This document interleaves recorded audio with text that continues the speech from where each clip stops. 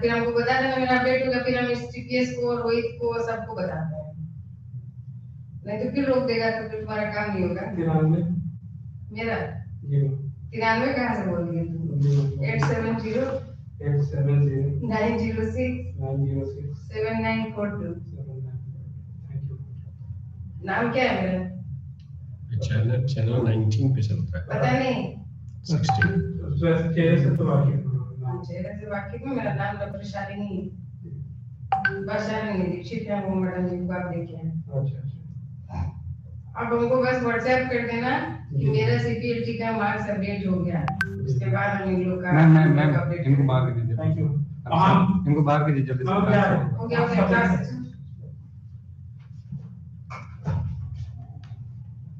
Sir आप start करिए, वो हम उसके बाद आप कंटिन्यू कर सकते हैं।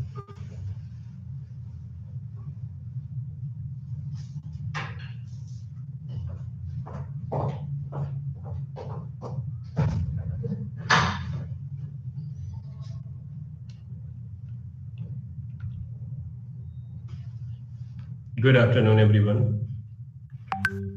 Today I am going to discuss Block 3, Financing of Working Capital. I have already discussed in previous class of Unit 8, 9 and 10 of Block 3. So remaining one block I will discuss today, that is other sources of short-term finance. Unit 11, other sources of short-term finance.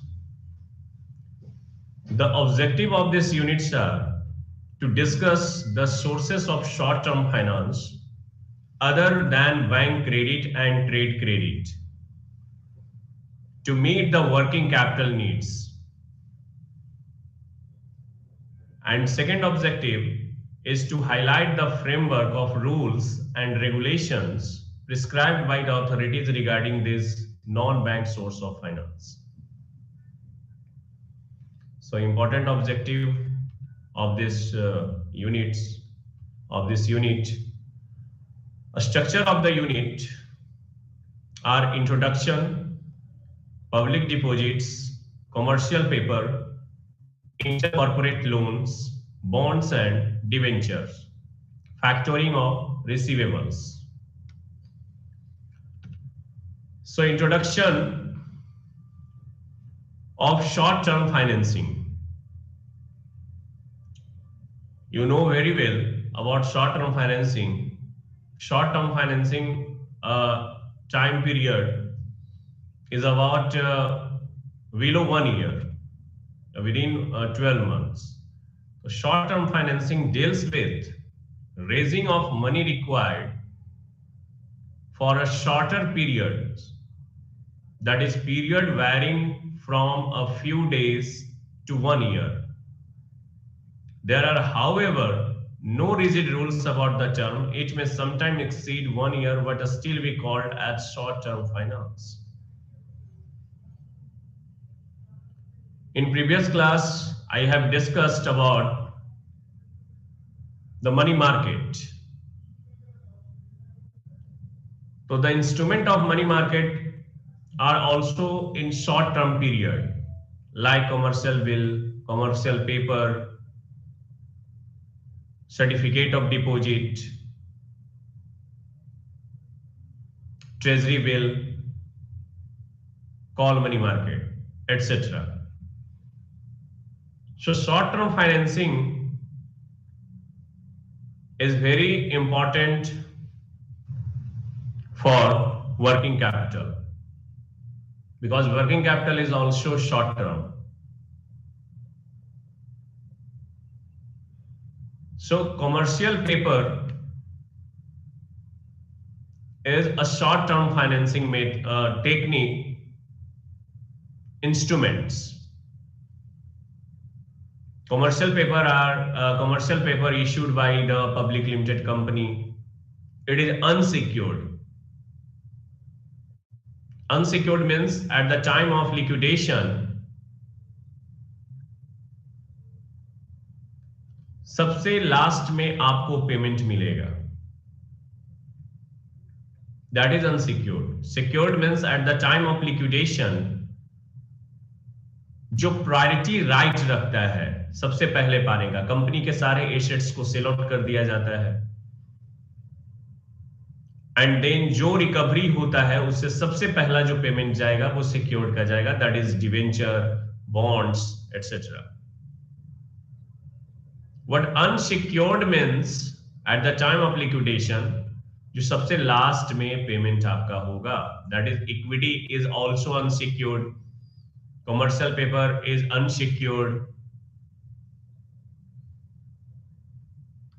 All working capital except that part of it which it is necessary for holding a minimum level of raw materials, stores, finished goods in an industry. It's short-term capital. It should be noted that the requirement of regular or permanent working capital for the business should be financed through sources of medium and long-term finance. I have discussed in previous class types of working capital. There are 4 types of working capital. On the basis of time, they have 2: fixed working capital and fluctuating working capital.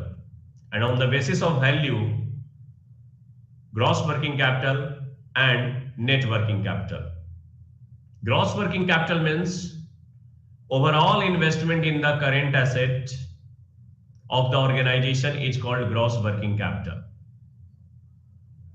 That means आप जब किसी company के balance sheet को देखते हैं तो balance sheet का एक पार्ट लायबिलिटीज होता है और एक पार्ट एसेट होता है.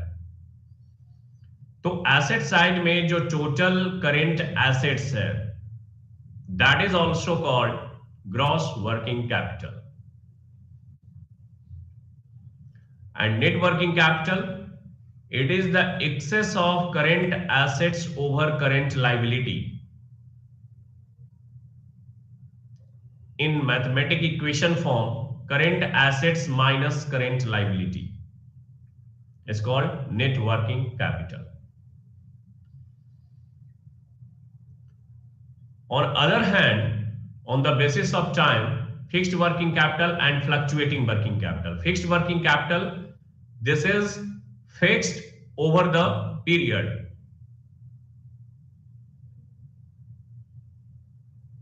Whether company run or not, या तो कंपनी आपकी चल रही है या नहीं चल रही है, उससे कोई फर्क नहीं पड़ता है. जो फिक्स्ड वर्किंग कैपिटल है आपको पे करना होगा. यू हैव टू पे fixed working capital at any cost. So fixed working capital, just like example मैं आपको बताना चाहूंगा, एम्प्लॉइज का जो सैलरी है वो आपको देना होगा, चाहे आपकी कंपनी बंद हो या ओपन हो, आपको पे करना पड़ेगा. रेंट, जो मंथली रेंट है, that is a part of working capital. Fixed working capital आपको पे करना होगा. यू हैव टू पे, चाहे आपकी एस्टेब्लिशमेंट बंद है या खुला है, आपको पे करना होगा. And second one is fluctuating working capital. Fluctuating working capital business ज्यादा सीजनल बिजनेस, जैसा आप देखते होंगे, सीजनल जो बिजनेस होता है, जैसे वुलन मार्केट हो गया, वुलन इंडस्ट्री हो गया, है ना. तो सीजनल बिजनेस में होता क्या है कि आपका जो वर्किंग कैपिटल है वो इंक्रीज कर जाता है ड्यूरिंग द सीजन, बिकॉज वहां पे रॉ मटेरियल की रिक्वायरमेंट बढ़ जाती है, लेबर की रिक्वायरमेंट बढ़ जाती है, जिसके कारण आपको वर्किंग कैपिटल को ज्यादा पे करना होता है. So fluctuating working capital, it may vary according to the demand of your product.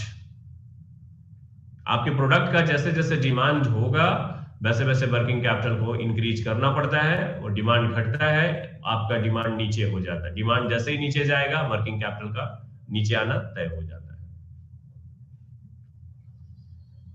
So these are the types of working capital on the basis of value and on the basis of time. Public deposit. Next topic is public deposit. You can see on the screen, a public deposit refers to the unsecured deposits invited by companies from the public mainly to finance working capital needs. A company wishing to invite public deposits makes an advertisement in the newspaper. Any member of the public can fill up the prescribed form and deposit the money with the company. The company in return issue a deposit receipt. This receipt is an acknowledgement of debt by the company. तो public deposit that means public से आप fund को raise कर सकते हैं, लेकिन यहां भी अनसिक्योर्ड डिपॉजिट है. That means unsecured means eight the time of liquidation आपके पास वो प्रायोरिटी राइट अवेलेबल नहीं है जो सिक्योर्ड के पास होता है. सिक्योर्ड को सबसे पहले पे किया जाएगा, अनसिक्योर्ड को बाद में पे किया जाएगा. सो पब्लिक डिपॉजिट इशू करने से रिलेटेड जो एप्लीकेबिलिटी है, एप्लीकेबल आप कब होंगे, कब उसको इशू किया जाएगा, क्या नॉर्म्स है, क्या एक्ट में बताया गया है, वो मैं आगे डिस्कस करता हूं. Applicability you can see on the screen. Companies में accept deposits from both members and the general public. Members that means जो इक्विटी शेयर होल्ड किए हुए हैं, जिस पब्लिक लिमिटेड कंपनी का जो भी इक्विटी शेयर होल्ड किया है, दैट इज कॉल्ड मेंबर. तो ये मेंबर को भी इशू कर सकता है और जनरल पब्लिक को भी इशू कर सकता है. As per the provision of the companies act 2013, section 73 to 76 of the Companies Act 2013 contains provisions regarding the acceptance of deposits that apply to all companies barring a few. Any banking company, non-banking financial companies as per the RBI Act 1934, any other company notified by the central government in consultation with the RBI. तो banking company इसको public deposit ले सकती है, issue कर सकती है. Non banking financial company NBFC कर सकती है, और एनी अदर कंपनी जिसे सेंट्रल गवर्नमेंट ने नोटिफाइड किया है कि आप ऐसा कर सकते हैं, और वो भी कंसल्टेशन आरबीआई के कंसल्टेशन के साथ ही करना होगा. सो एप्लीकेबिलिटी बहुत जरूरी है, क्योंकि आप कौन इशू कर सकता है वो मैटर करता है कि पब्लिक डिपॉजिट को कौन इशू कर सकता है, और इशू करने का क्या उसके पीछे क्या नॉर्म्स है, क्या आपका रूल्स है, that is matter. Next topic on the screen, prohibition of acceptance of deposits. Section 73 as per the Companies Act 2013. There are a few conditions that have to be fulfilled in order for a company to accept deposits. They are: a resolution has to be passed in the general meeting. Second, a circular has to be issued to the members with the following details: a financial statements which includes trading and profit and loss account and balance sheet of the company, credit rating obtained by credit rating agency like Indian Credit Rating Agency, CARE, CRISIL, etc. Total number of depositors, the amount due to the depositor with regard to prior deposits, and the other particulars as may be prescribed. So यहाँ पे कोई भी issue कर सकता है, but उसका जो financial statements है वो देखना होगा. उसके फाइनेंशियल स्टेटमेंट्स में क्या क्या होने चाहिए, रूल्स नॉर्म्स क्या होने चाहिए, वो एज पर द एक्ट होनी चाहिए. क्रेडिट रेटिंग ऑब्टेन, यहाँ पे क्रेडिट रेटिंग का कौन सा आपका रेटिंग चाहिए, A+ चाहिए, B+ चाहिए। अदर इंस्टीट्यूशन अपना रेटिंग अलग अलग कैटेगरी बेस पे प्रोवाइड करती है। अगर बहुत अच्छी कंपनी है A+, आपका क्रेडिट वर्दीनेस बहुत अच्छा है तो A+ आपको मिलेगा, A++ भी होता है। तो डिफरेंट रेटिंग एजेंसी डिफरेंट तरीके के क्रेडिट को प्रोवाइड करता है, जो कि उसका परसेप्शन बिल्कुल अलग रहेगा। So other particulars as we may be prescribed. So next point is file a copy of the circular and the statements with the register at least 30 days prior to the issue of the circular. 30 दिन पहले आपको circular issue करने के related statement registrar को आपको statement के साथ इसको सेंड करना पड़ेगा, एक कॉपी को सेंड करना पड़ेगा रजिस्ट्रार के पास। Next, prohibition of acceptance of deposit, section 73, that means part ही है उसका। Next point is 20% of the total amount of deposits maturing in the following financial year to be deposited with a scheduled bank in a separate account, deposit repayment reserve account before the 30th April of every year। आपको deposit जो भी लिए हैं आपका 20% वहां पे आपको scheduled bank में जमा करना होगा एवरी ईयर 30th अप्रैल को। ये नॉर्म्स है, ये रूल्स है according to section 73 of the companies act 2013। Next, certification of the fact that the company has not defaulted on the repayment of the deposits और any payment of interest on such deposits, whether those deposits were accepted before or after the commencement of the act where there was a default on the part of the company and the company has made good of the same and a period of 5 years has passed since the default has been made good.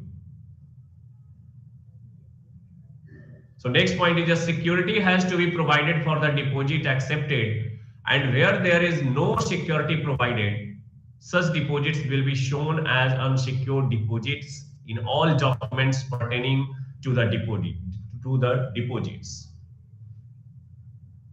Means ये clear mention करना होगा कि ये जो deposit है वो unsecured है, ताकि पब्लिक ये समझ सके कि इसमें रिस्क ज्यादा है, रिस्क अवेयर ज्यादा है।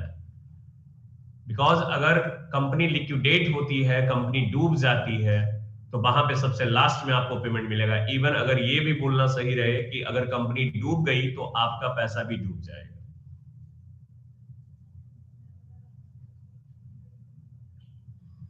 सो एडवर्टीजमेंट से रिलेटेड भी एक्ट में कुछ रूल्स हैं जो कि फॉलो करने होते हैं कंपनी को। जो भी कंपनी पब्लिक डिपॉजिट को इश्यू कर रही है उससे रिलेटेड कुछ नॉर्म्स को, कुछ रूल्स को आपको फॉलो करनी होंगी। आप एडवर्टीजमेंट में क्या रखेंगे, उसमें क्या कंटेंट रहेगा, एडवर्टीजमेंट का क्या ये रहेगा कंटेंट। तो the advertisement must contain the following information, namely name of the company. Firstly, जो कंपनी पब्लिक डिपॉजिट इश्यू कर रही है उसका नाम होना चाहिए, name of the company. Second, the date of incorporation of the company. Incorporation means जब registered हुई है company, public limited company. incorporation date provided by the registrar of the company। Certificate of incorporation में mention रहता है कि किस date को ये कंपनी इनकॉर्पोरेट हुआ है, रजिस्टर्ड हुआ है। See the business carried on by the company and its subsidiaries with the details of branches of units if any।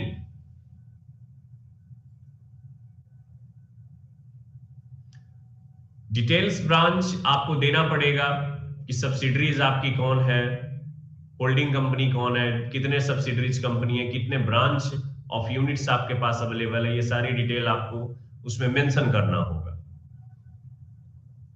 आप जानते होंगे कि holding company those company which held 51% और more equity share to another company.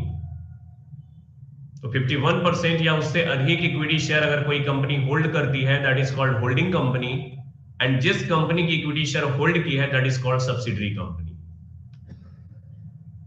Next point, brief particulars of the management of the company. Management of the company से related जो भी information है आपको ब्रीफ में वहां पे देना पड़ेगा, सबमिट करना पड़ेगा। Names, addresses and occupations of the directors. Director से रिलेटेड इंफॉर्मेशन को आपको मेंशन करना होगा, उनके ऑक्यूपेशन, उनके एड्रेस, उनको नेम को कोट करना होगा एडवर्टाइजमेंट में। Next point is profits of the company before and after making provision for tax for the 3 financial year immediately preceding the date of advertisement। जिस डेट को आप एडवर्टीजमेंट लॉन्च करेंगे, जिस डेट को आप रिलीज करेंगे एडवर्टीजमेंट को, जस्ट उसके पीछे का आपको 3 फाइनेंशियल ईयर का आपका प्रॉफिट शो करना होगा after making provision of tax, ताकि इन्वेस्टर ये जान सके कि आपकी कंपनी की प्रॉफिटेबिलिटी कैसी है, आपकी कंपनी की स्टेबिलिटी कैसी है, तभी वो आपकी कंपनी में इन्वेस्ट करेगा। दैट मीन्स ये फेयर प्रैक्टिस है, जिससे कि एक इन्वेस्टर्स को मौका मिलता है आपकी कंपनी में, कंपनी को जानने का कि वो आपकी कंपनी में इन्वेस्ट करे या ना करे। Next point is dividends declared by the company in respect of the said years. यानी आपने डिविडेंड डिक्लेयर कितना किया है ये भी आपको एडवर्टीजमेंट में मेंशन करना पड़ेगा और बताना पड़ेगा कि प्रीवियस में आपने डिविडेंड का क्या रहा है, उसकी कंसिस्टेंसी कैसी रही है, ये भी आपको एडवर्टीजमेंट में मेंशन करना रहेगा। क्योंकि डिविडेंड पे आउट जितना ज्यादा होगा दैट मींस वो कंपनी उतनी अच्छी कंपनी है, डिविडेंड जितना लो है दैट मींस उस कंपनी की प्रॉफिटेबिलिटी उतनी अच्छी नहीं है। सो next point is a summarized financial position of the company as in the 2 audited balance sheets immediately preceding the date of advertisement in the prescribed form। तो यहां पे आपको financial position that is balance sheet, 2 audited balance sheet आपको यहां पे submit करना होगा। Summarise financial position को शो करना होगा, एडवर्टाइजमेंट में दिखाना पड़ेगा कि हमारे बैलेंस शीट का पोजीशन, फाइनेंशियल पोजीशन ये है, हमारे पास इतनी लायबिलिटीज स्टैंड कर रही है और इतने एसेट्स हमारे पास स्टैंड्स है, वो भी ऑडिटेड होना चाहिए by the chartered accountant of India.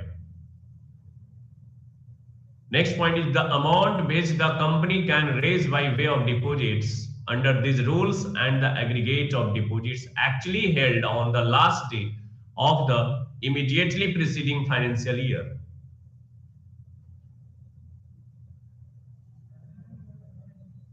Next point is a statement to the effect that on the day of the advertisement, the company has no overdue deposits other than the unclaimed deposits, or a statement showing the amount of such overdue deposit as the case may be, and last one is a declaration as prescribed under the rules। तो ये सारे factors, सारे statements आपको advertisement में coat करना पड़ेगा। Advertisement से related ये सारे नॉर्म्स को आपको फॉलो करने होंगे जब भी आप पब्लिक डिपॉजिट को इशू करते हैं। Next topic is register of deposit. How to register? So first point, every company accepting deposits is required to keep as its registered office one or more registers in which the following particulars about each depositor are to be entered। जितनी भी company आपको issue कर रही है public deposit, तो वो different documents को, different certificates को उसको रखना पड़ेगा, रजिस्टर्ड मेंटेन करना पड़ेगा। That is first is name and address of the depositors. जो भी डिपॉजिटर्स इन्वेस्ट किया है आपकी कंपनी में, उनका नेम एंड एड्रेस आपको फाइलिंग करना होगा, रजिस्टर करना होगा। Second point is date and amount of each deposit.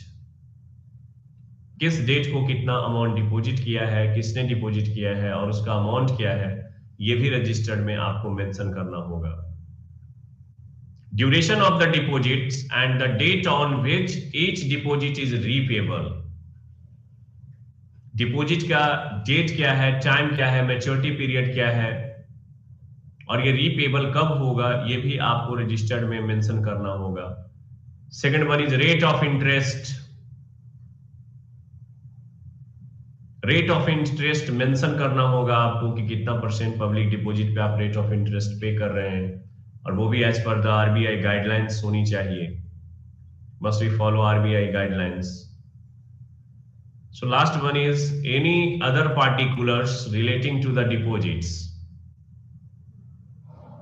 कोई इंफॉर्मेशन है वो भी आपको रजिस्टर में मेंशन करना पड़ेगा.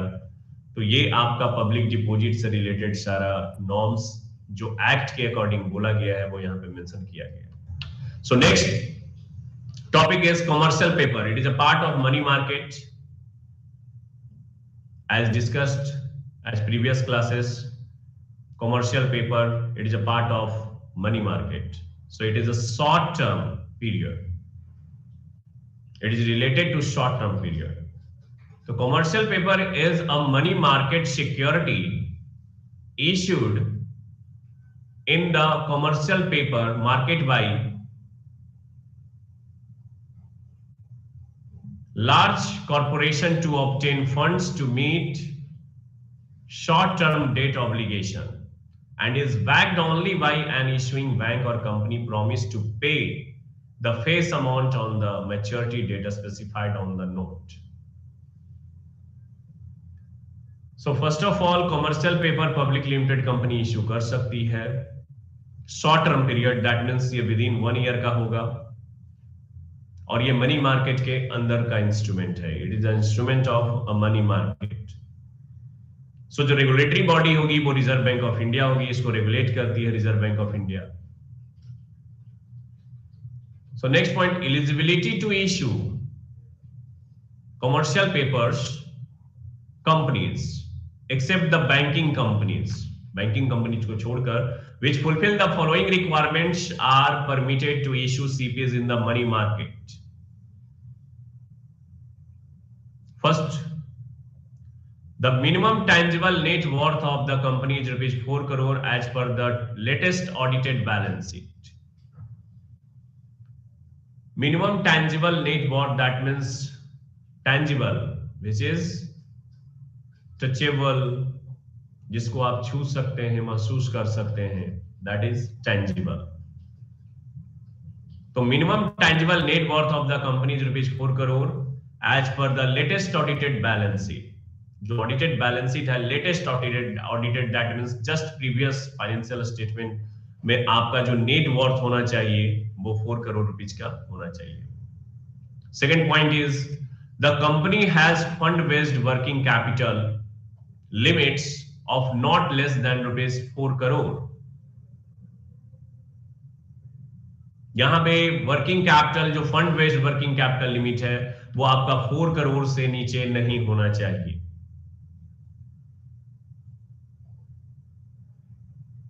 Next point, the share of the company are listed at one or more stock exchanges.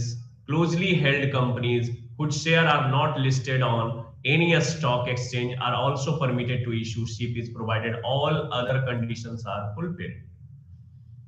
तो जो कंपनी कमर्शियल पेपर को इशू कर रही है वो या तो एक या एक से अधिक स्टॉक एक्सचेंज में उसको लिस्टेड होना होगा. Stock exchange, that means secondary market, that place where securities are traded, जहां सेल और परचेज होता है. So closely held companies whose share are not listed on any stock exchange are also permitted to issue. अगर कोई closely held company है और अगर वो स्टॉक एक्सचेंज पे लिस्टेड नहीं भी है तो भी वो कमर्शियल पेपर को इशू कर सकती है. इसमें कोई रिस्ट्रिक्शन नहीं है, बल्कि अदर कंडीशंस को इसको फुलफिल करना होगा. What is closely held company?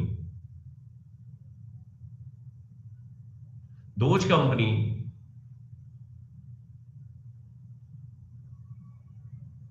which held 20% at least equity share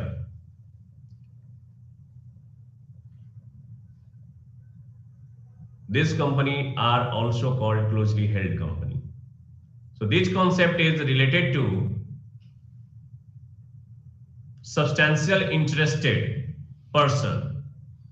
So who is substantial interested? So those person who is held 20% at least equity share in any company, who is also called substantially interested in this company. And those companies are called closely held company for this equity shareholder. So next point is the company has obtained minimum credit rating from a credit rating agency, that is CP2 from Credit Rating Information Service of India Limited, and A2 from Investment Information and Credit Rating Agency और PR2 from Credit Analysis and Research. So हमने previously discuss किया था आपसे कि different credit rating agency अपना different rate provide करती है, rate का अपना एक परसेप्शन होता है, good, very good, normal, average, bad, very bad, etcetera. So जब तक आपका गुड फाइनेंशियल पोजीशन नहीं होगा, गुड रेटिंग आपको प्रोवाइड नहीं करेगा रेटिंग एजेंसी, तब तक आप कमर्शियल पेपर को इशू नहीं कर पाएंगे. Terms of commercial paper. The commercial paper में B issued by the companies on the following terms and conditions. The minimum period, first is the minimum period of maturity should be 15 days. It was reduced from 30 days effective May 25, 1998, and the maximum period less than 1 year. So commercial paper का जो tenure होता है वो short term ही होता है, 1 साल से कम का होगा, है ना. पहले 30 डेज एटलीस्ट रखा गया था, लेकिन इसको 15 डेज कर दिया गया है, अमेंड कर दिया गया है. तो 15 डेज से लेकर 1 साल से नीचे का जो आपका रहेगा maturity period, that is called commercial paper का वही पीरियड एक्सेप्टेबल है. The minimum amount for which a CP is to be issued to a single investor in the primary market should be rupees 25 lakhs and thereafter in multiple of rupees 5 lakhs. तो यहां पे एक limitation आपको mention किया गया है जिसको कि फॉलो करना होगा. Next one is CPs are to be issued in the form of issuance promissory notes which are freely transferable by endorsement and delivery. So endorsement and delivery आप समझते होंगे. endorsement and delivery कोई भी instruments होता है उसको आप transfer कर सकते हैं किसी दूसरे के नाम पे, जस्ट लाइक चेक को आप इंडोर्स कर सकते हैं, उस पे क्रॉस चेक, उस पे आप क्रॉसिंग कर सकते हैं, क्रॉसिंग के बाद उसको इंडोर्स कर सकते हैं, उसको सेंड कर सकते हैं किसी दूसरे के नाम पे. तो जो आपके पास फाइनेंशियल इंस्ट्रूमेंट्स अवेलेबल है उसको आप इजीली ट्रांसफर कर सकते हैं किसी दूसरे के नाम पे. That system is called endorsement. Next point is CPs are to be issued at a discount to face value. The rate of discount is freely determined by the issuing company and the investors. Independently वहां पे contract के basis पे interest rate को आप define कर सकते हैं, या तो कंपनी और जो डिपॉजिटर्स है उनके बेस पे, उनके आपसी म्यूचुअल एग्रीमेंट के बेस पे रेट ऑफ इंटरेस्ट को फिक्स किया जा सकता है. Next point is the issuing company shall bear the dealer's fee, rating agency's fee and other charges. Stamp duty shall also be applicable on CPs. तो यहां पे जो इशूइंग कंपनी है वो डीलर फी, रेटिंग एजेंसी फी जो लगा है एंड अदर चार्जेस, ये सब जो है वो कौन बियर करेगा? तो इशूइंग कंपनी बियर करेगी. Second one is CPs may be issued to any person, corporate body incorporated in India or even unincorporated bodies.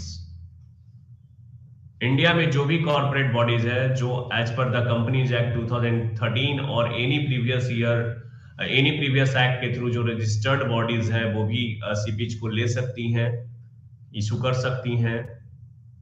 और यहाँ पे even unincorporated bodies, that means जो इनकॉर्पोरेट नहीं है, जो रजिस्टर्ड नहीं है, वो भी यहाँ पे इशू कर सकते हैं कमर्शियल पेपर्स को। कमर्शियल पेपर्स में be issued to non resident Indians, NRIs, only on non-registered basis, and such CPs shall not be transferable.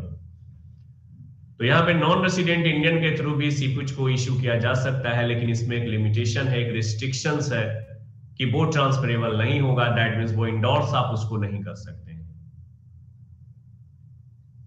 Next point is the issue of commercial paper will not be underwritten और co-accepted by any individual or institution। यहां पे किसी भी institution के through आपका commercial paper को underwritten या को एक्सेप्टेड नहीं किया जा सकता है।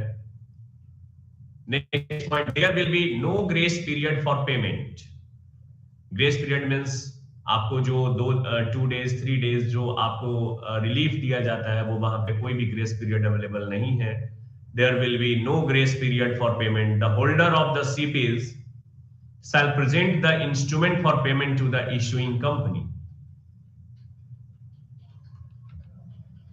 So other securities, intercorporate loans, bonds and debentures, factoring of receivable.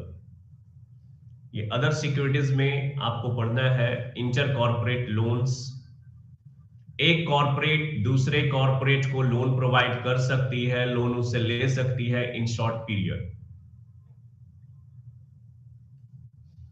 Whenever company require a loan, they take loan from other institution or bodies। तो इंटर कॉर्पोरेट लोन इसी को बोलते हैं, जो एक ऑर्गेनाइजेशन से दूसरे ऑर्गेनाइजेशन को हेल्प करता है। एक ऑर्गेनाइजेशन दूसरे किसी कॉर्पोरेट बॉडी से लोन ले सकता है, that is called inter corporate loans. Second one is bonds and debenture. So bonds is a debt instrument are the debt instruments to help to issue to help to raise the capital of the company. Bonds are instruments to help to raise the capital of the company. Basically bonds जो है government company की, it is issued by the government company, और अब public limited company के through भी कभी-कभी bond issue किया गया है। Bond that means its nature similarity to debenture. So debenture, it is also a debt instrument to help to raise the capital of the company. So types of debenture: redeemable, irredeemable debenture, convertible, non-convertible debenture, secured, unsecured debenture. तो first redeemable debenture, जिसको एक certain period के बाद redeem कर लिया जाएगा, वापस ले लिया जाएगा। That means it has a maturity period, that is called redeemable debenture. Irredeemable debenture, it has not maturity period, that means एक बार इश्यू हुआ, वो आपको रीपेमेंट आपको नहीं करेगा, कभी भी नहीं करेगा। थ्रू आउट द लाइफ वो लॉक इन पीरियड में चला गया आपका फंड। थर्ड, कन्वर्टेबल डिवेंचर, एक सर्टेन पीरियड के बाद आपका डिवेंचर इक्विटी शेयर में कन्वर्जन हो जाएगा। एक ऑप्शन रहता है, वो आपके ऊपर डिपेंड करता है कि आप उस ऑप्शन को अडॉप्ट करते हैं या नहीं करते हैं।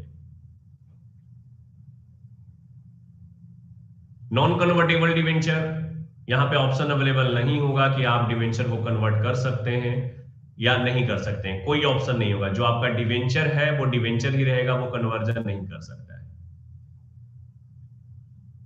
Next, secured debenture, eight the time of liquidation आपके पास प्रायोरिटी राइट रहेगा कि एसेट, कंपनी के सारे एसेट्स को सेल आउट कर दिया जाएगा। और सेल आउट करने के बाद सबसे पहले आपको पेमेंट किया जाएगा, that is called secured debenture. Next one is unsecured debenture. तो at the time of liquidation आपके पास प्रायोरिटी राइट अवेलेबल नहीं रहेगा कि आप उसको पे करेंगे सबसे फर्स्टली, आपको सबसे लास्ट में पेमेंट होगा, वहां तक कंपनी के पास फंड अवेलेबल रहता ही नहीं। Next point is factoring of receivables. It is very new concept, factoring of receivables. Whenever you sell on credit basis, वहां पे डेटर्स जनरेट होता है। अब डेटर्स जनरेट हुआ है तो डेटर्स जनरेट एक टर्म एंड कंडीशन के थ्रू आप उसको क्रेडिट सेल किए हैं कि आप उतने दिनों के अंदर आप उसे दे देंगे, पे कर देंगे। लेकिन होता क्या है कि जो बड़ी कंपनीज हैं उनके अंदर नंबर ऑफ डेटर्स लिस्ट बहुत ज्यादा होते हैं और वो उतना कंट्रोल नहीं कर पाते हैं कि डेटर से कब पैसे को कलेक्ट करना है, कब नहीं करना है। सो कंपनी एक फैक्टोरिंग कंपनी को अपॉइंट करती है। फैक्टोरिंग कंपनी बेसिकली वो डेटर से कैश को कलेक्ट करके और कंपनी को ट्रांसफर कर देती है और इसके लिए कंपनी उसे कुछ कमीशन देती है। इसमें आप देखेंगे कि फैक्टरिंग का टाइप्स होता है, recourse factoring, non recourse factoring, जिसमें डेटर अगर बैड डेट्स में कन्वर्ट होता है तो उसकी सारी रेस्पॉन्सिबिलिटी कंपनी के ऊपर होगी या फैक्टरिंग के ऊपर होगी, दैट्स मैटर। सो फैक्टरिंग एक इंटरमीडियरीज है जो डेटर से कैश को कलेक्ट करता है और कंपनी को पैसे प्रोवाइड कर देता है और कंपनी उसके लिए उसे एक सर्टेन कुछ अमाउंट परसेंटेज पे करती है। सो फैक्ट बेनिफिट क्या हुआ, एक डेटर से कैश कलेक्शन तेजी से होगा क्योंकि कंपनी के पास उतनी मशीनरी अवेलेबल नहीं होती है जिससे कि वो आपको सभी डेटर से जाकर कैश कलेक्शन कर सके, कैश को ले सके।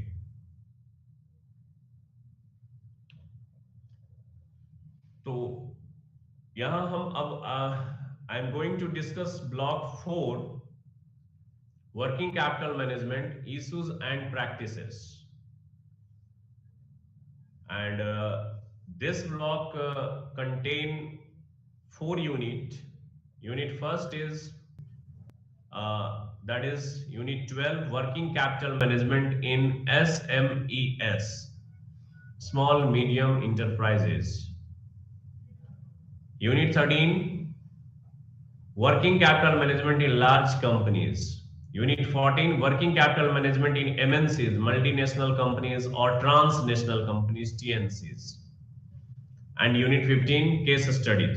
So I'm going to discuss unit 12, working capital management is in SMEs. So objective of this units are, the objectives of this unit are to familiarize you first with the scope and functions of financial management. Second one is role and contribution of SMEs in India. Third one is working capital management for small businesses organizations. And last one is managing working capital in a small and medium enterprises. So I had discussed in previous class working capital management requirement, working capital meaning, working capital management, its components, constituents, these all are discussed.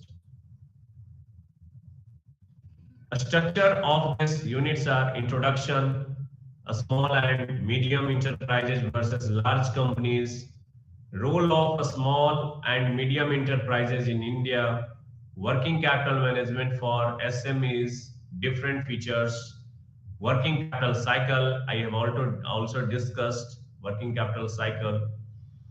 Objective of working capital management in SMEs, managing working capital, determinants of working capital in SMEs, components of working capital management, effective working capital management for SMEs, a strategic planning, a strengthened working capital performance.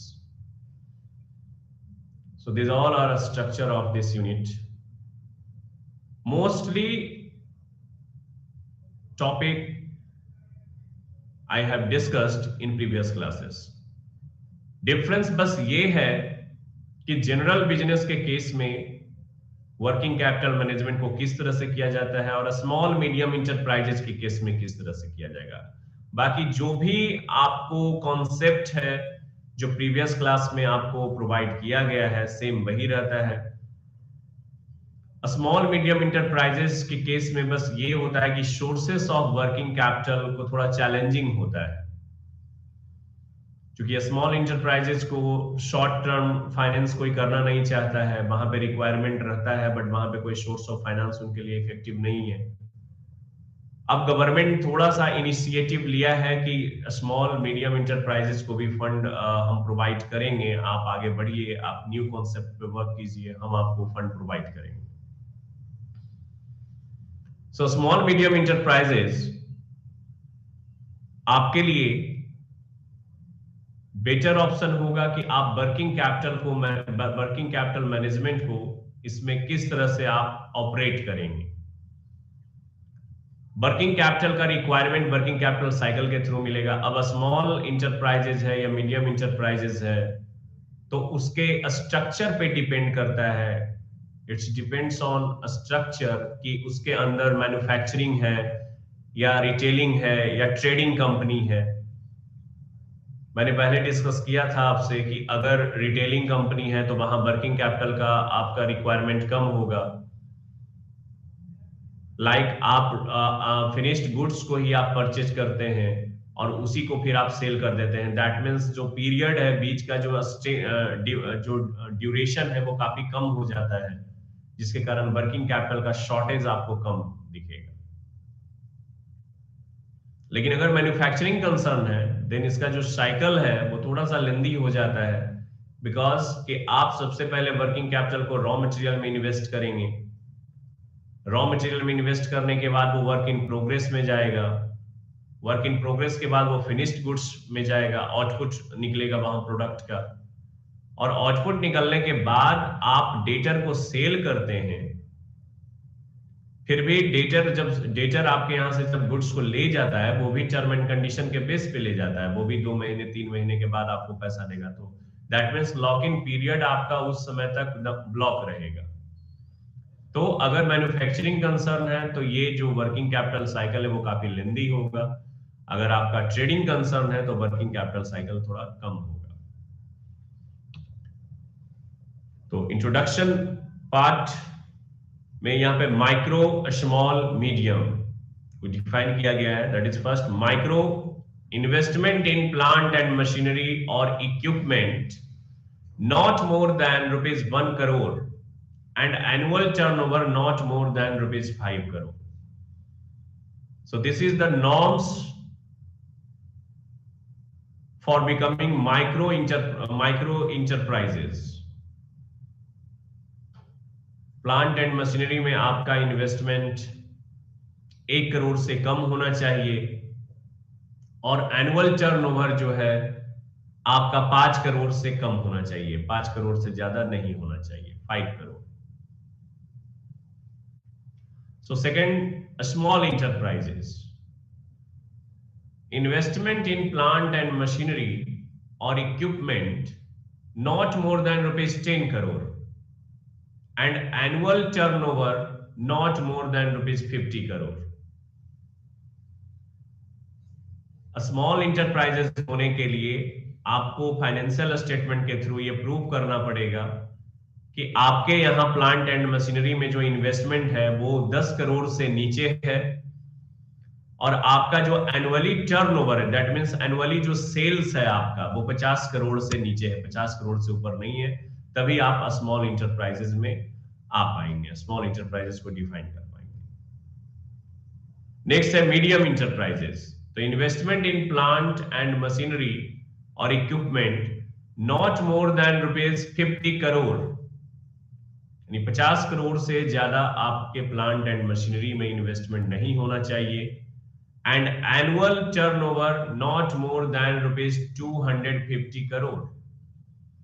जो sale है, जो आपका annually turnover है, वो 2.5 करोड़ रुपए से ज्यादा नहीं होना चाहिए। नहीं तो आप मीडियम के कॉन्सेप्ट में नहीं आएंगे, बल्कि आपको लार्ज कंपनी की ओर, लार्ज कंपनी ट्रीट कर लेगी government. So many big businesses that at first sight may appear profitable often are forced to shut down due to their inability to handle short-term obligations at times when they fall due. Hence, successful management or maneuvering of working capital is a necessity for a business to remain in existence. So working capital management her business के लिए, हर enterprises के लिए बहुत ही important है, because without working capital कोई भी company survive नहीं कर पाएगी। आपको वर्किंग कैपिटल की रिक्वायरमेंट ठीक से पता करना होगा और सोर्सेस पे ध्यान देना होगा कि आपकी working capital during the processing period shortage ना हो। अगर कहीं पे शॉर्ट अगर हो रहा है, देन आप वहां पे सोर्सेस का इंतजाम कर लीजिए कि कहां से कैश को आप जनरेट कीजिएगा शॉर्ट टर्म के लिए। And other slide is small and medium enterprises over trading. This is a new concept, over trading. Over trading is one of the issues that many businesses, particularly a small and medium sized businesses, face. Over trading occurs when a firm expands too quickly and does not have enough long term funds to support the increasing asset level. यहां पे आप expand तो कर दिए हैं, अपने business को काफी तेजी से एक्सपेंड कर दिया है, बट आपके पास लॉन्ग टर्म फंड अवेलेबल नहीं है, enough long term available fund नहीं है जो आपके एसेट लेवल को इंक्रीज कर पाए। तो यहाँ पे over trading, that concept is called over trading. Many prosperous or growing businesses may be forced to close due to liquidity problems. आप एक्सपेंड तो कर लेते हैं, बहुत बड़े बिजनेस को बहुत आगे बहुत ही ज्यादा एक्सपेंड कर लेते हैं, बट होता यह है कि वर्किंग कैपिटल की रिक्वायरमेंट जो आपकी है वो आपके पास अवेलेबल रहती नहीं है, जिसके कारण आपकी कंपनी लिक्विडेशन स्टेज पे चली जाती है, आपकी कंपनी को बंद करना पड़ जाता है। Overtrading can cause problem for even the most experienced company just striving to expand quickly. Indeed, any company looking to expand should factor in the need for long-term working capital investments throughout the initial decision-making process. So, determinants of working capital management in SMEs, small medium enterprises. There are two factors available in determinants of working capital management in SMEs. First is called firm-specific factor. It includes firm age, firm size, financial leverage, and foreign sales. Next factors, owner-specific factors.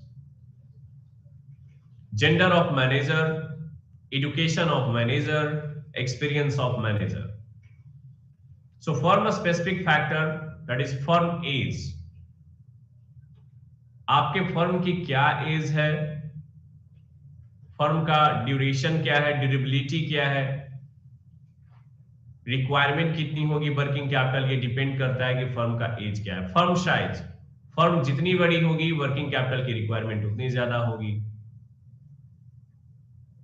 Firm जितना छोटा होगा working capital का requirement उतना ही छोटा होगा। Financial leverage, तो financial leverage is that leverage which is incurred through fixed interest capital. अगर आप अपनी कंपनी के लिए डिवेंचर या फिर डेट इंस्ट्रूमेंट, कोई भी डेट इंस्ट्रूमेंट के थ्रू आपने कैपिटल रेज किया है, debt instrument that means it has a fixed rate of interest and definite period. So rate of interest जिसमें फिक्स्ड है, आपको यू हैव टू पे interest at any cost whether your company earns a profit और not. सो आपको ध्यान देना होगा कि अगर आप डेट कैपिटल ज्यादा लेंगे तो फाइनेंशियल लिवरेज काफी हाई हो जाएगा। दैट मींस पे करने का, इंटरेस्ट पे करने का जो ऑब्लिगेशन है काफी हाई हो जाएगा। फॉरेन सेल, आप एक्सपोर्ट ट्रेडिंग कितना कर रहे हैं, बियॉन्ड द बॉर्डर ट्रेडिंग कितना कर रहे हैं, ये मैटर करता है।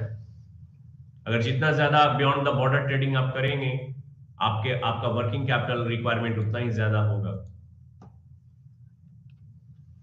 So next topic, components of working capital management. I have already discussed in previous class components of working capital management. First, inventory management, potential consequence of a stock out, economic order quantity, just in time inventory policies. So economic order quantity is that quantity where ordering cost or carrying cost will be minimized. It is calculated as a square root 2as by c, where a is equal to annual consumptions, s is equal to ordering cost per order, and c stands for carrying cost per annum. तो economic order quantity एक technique है जो आपको बताएगा कि आप number of order कितना place करें जिससे कि आपका ordering cost and carrying cost दोनों मिनिमाइज्ड हो जाए। ठीक उसी तरह से just in time inventory policies है। तो just in time that is Japanese technique, invent इसका जापान में हुआ था, और एट ए टाइम मैनेजमेंट भी इसको बोलते हैं कि स्टॉक को होल्ड करना नहीं है, बल्कि आप स्टॉक जब भी आपको ऑर्डर मिलता है तो आप उस ऑर्डर के अकॉर्डिंग आप स्टॉक को लाइए। पहले से स्टॉक रखने की कोई जरूरत नहीं है, आप स्टॉक को मेंटेन नहीं कीजिए, स्टोरेज कैपेसिटी आपका ब्लॉक नहीं होगा, स्टोरेज कॉस्ट आपको नहीं देना होगा। और हमने बताया था कि जापान ने इस सिस्टम को अप्लाई करके बहुत ही ज्यादा प्रॉफिटेबल बिजनेस किया था, एंड देन इसके जस्ट बाद आपको यूएसए ने इसको तुरंत फॉलो अप किया, एंड आज ऑल ओवर इंडिया में जस्ट इन टाइम टेक्निक का यूज हो रहा है। And then credit management, influence, receivables collection system, protection against bad debts. जो डेटर आपके यहाँ से पैसे उधार लेके गए हैं वो मतलब भाग ना जाए, वो चले ना जाए, बैड डेट्स में ना कन्वर्ट हो जाए, इसके लिए आपको प्रोटेक्शन करने की जरूरत होती है। रिसीवेबल्स कलेक्शन सिस्टम आपके पास अच्छा होना चाहिए ताकि आप टाइम टू टाइम डेटर से कलेक्शन कर पाए। And then last is cash management. Cash management is very important management for any type of business because working capital include cash. So effective working capital management for SMEs, reduce inventory, enhance forecast accuracy and demand planning, improve delivery and logistic concepts, optimize production processes, variance management, secure good credit terms, avoidance of early payments, payment conditions, back-to-back agreements, etc. Next unit is 13, working capital management in large companies. So the objective of these units are with the financing option of large and small businesses, differences in a small and large firms working capital management, factors affecting the working capital needs of large companies. So देखिए सारे working capital को manage करने के हर एक company में एक ही जैसा आपको मिलेगा सिस्टम। आपको एसएमएस और वर्किंग एमएनसीज के बारे में थोड़ा बहुत डिफर होता है, लेकिन जो सिस्टम है वर्किंग कैपिटल को मैनेज करने का वो सभी में एक ही जैसा एप्लीकेबल है।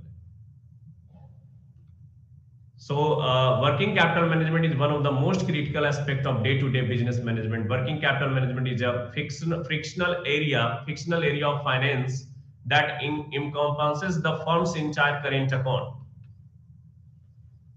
So working capital management in MNC's objective, understand the international environment under which MNCs carry out their operations, develop an idea as to diverse risks associated with the management of working capital, know the issues involved in the transfer of funds from the host country to the home country and vice versa. Examine the policy and practices followed by the MNCs in managing individual components of working capital. Gain an understanding of the diverse source of working capital available in MNCs. The structure of this study as introduction, special issues, cash management, receivable management, inventory management. These all are same for previous organization.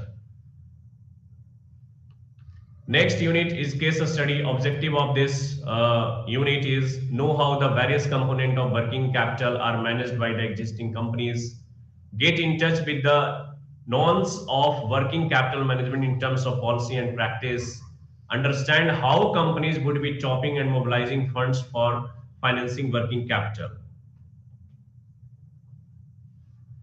And अभी का time तो खत्म हो गया है और मैं conclude करना चाहता हूं इसको कि वर्किंग कैपिटल मैनेजमेंट आप किसी भी ऑर्गेनाइजेशन में, चाहे वो एमएनसीज हो, मल्टीनेशनल कंपनीज हो, सभी में एक जैसा ही रहता है। बस थोड़ा बहुत स्ट्रक्चर का जो है डिफरेंस होता है, बल्कि cash management, receivable management, inventory management, ये सारे मैनेजमेंट हर जगह पे एप्लीकेबल है और उतने ही इंपॉर्टेंट है जितने एक छोटे या स्मॉल इंटरप्राइजेस के लिए। So thank you.